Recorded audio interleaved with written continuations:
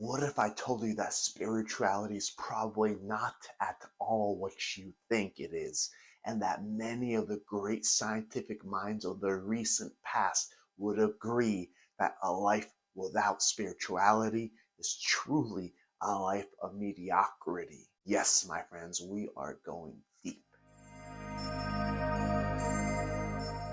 Hello, my amazing friends. Welcome back to Thrive Veda, your home for everything mind, body, spirit, so we can live our most inspirational and empowering lives. And I'm with you here again for a fun one. What did Isaac Newton and Albert Einstein, as well as many other greats of our recent past, have in common?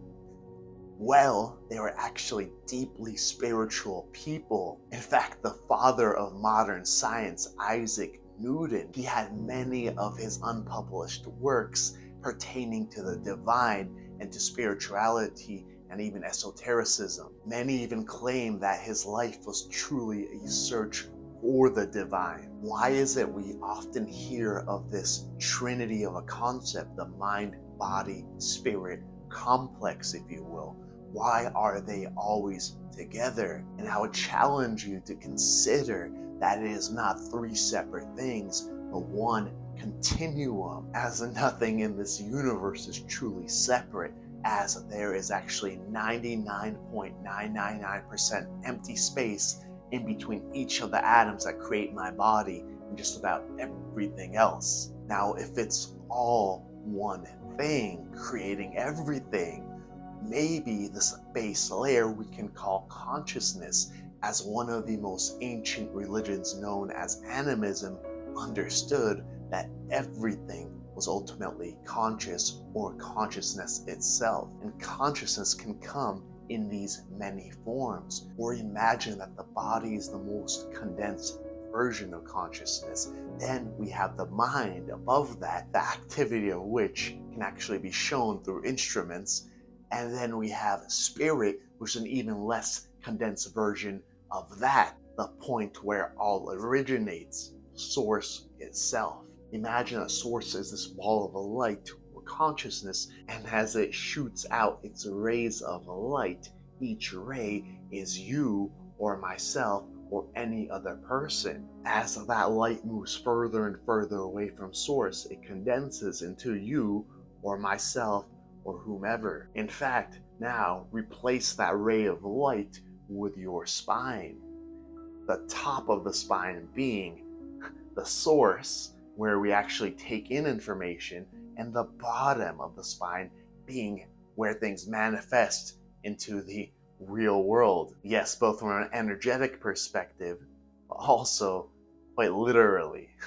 As in, the sun transfers light energy into plants, which create carbohydrates that essentially we all feed on. Light is information, is energy, almost synonymous if you look deep enough. So essentially, spirit projects itself into mind, projects itself into body. As the great and late scientist Itzhak Bentov showed, that the heart works more like a radio dial, and the brain is actually a receiver for frequencies, energy floating out in the ether, essentially. So we take in information actually from beyond. So if we don't have that top of the head spiritual connection, as in the place where the yarmulke goes, if you're of the Jewish religion, or the place where many different types of items are placed onto, or the crown of the king, the crown, which is supposed to be directly connected to the divine, the original way this kingship was set up.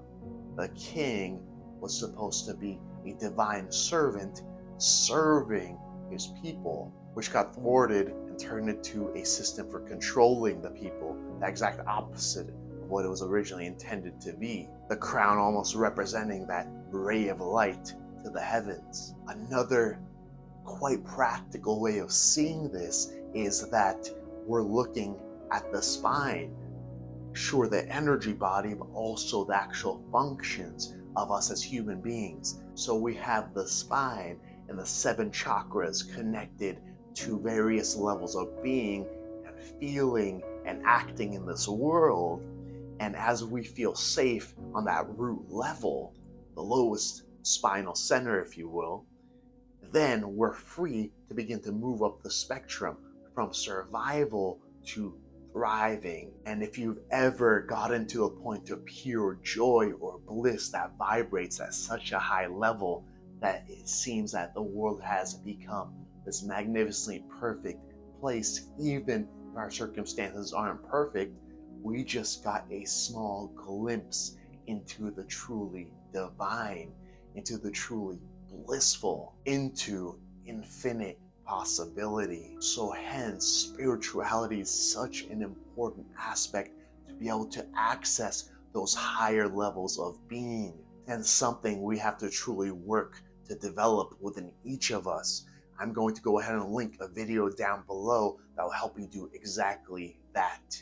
In fact, by tapping into that higher unknown aspect that we can truly begin to feel coursing through our system, we begin to be able to pull information essentially from the ether down into the slower vibrating realms of the material world, and to truly manifest whatever and whoever we truly are in that original connection to source, our authentic self. We're able to bring whatever comes with that into this world.